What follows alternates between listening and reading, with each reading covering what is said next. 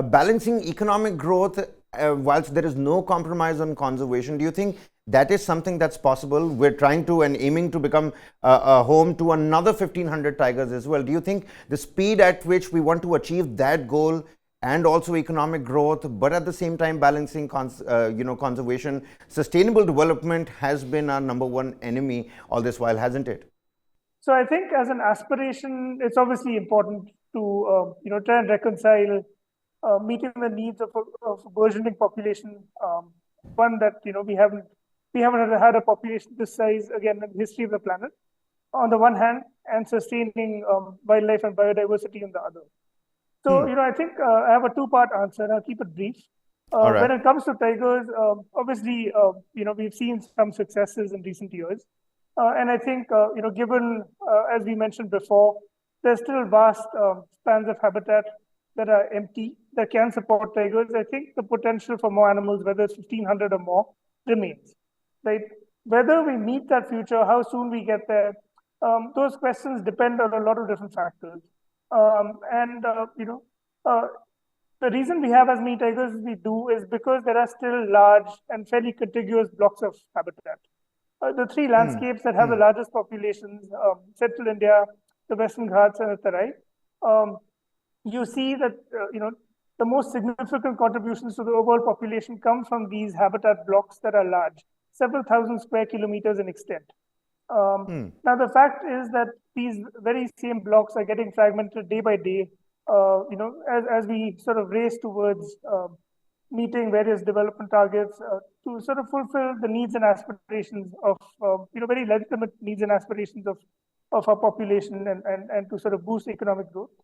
And I do think there'll come a point at which, growth can be detrimental unless, the planning very meticulously accounts for wildlife.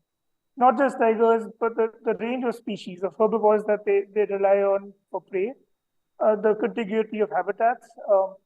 And if you look at tigers narrowly, there are several attributes that enable tigers to breed quickly if the conditions are right. So you can see rapid population recovery.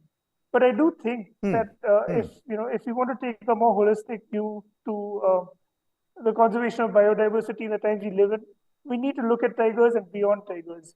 And there, the story of being in the midst of what they call the sixth mass extinction of species, we're losing species at unprecedented rates across taxa, mammals, birds, amphibians and reptiles, plants, and so on. So I do think much more needs to be done.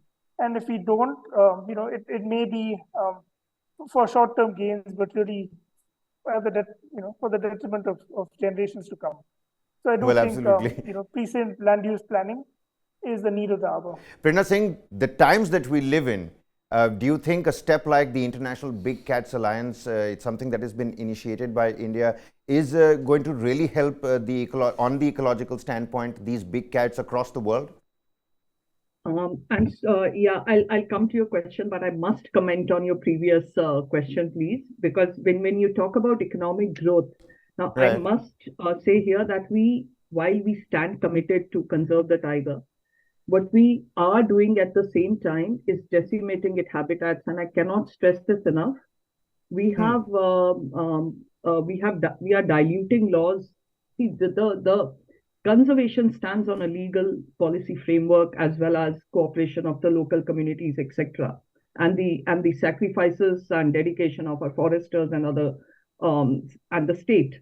But we are decimating and diluting this legal and framework, such as the Forest Conservation Act. We also have institutions like National Board of Wildlife, the Forest Advisory Committee, which provides safeguards against development activities in wildlife sanctuaries, protected areas, forest areas, etc., but which is allowing for very, very damaging activities within tiger reserves, tiger habitats, tiger corridors, the Panna river link, the Ken-Betwa river link, which will drown a third of Panna Tiger Reserve, being just an example.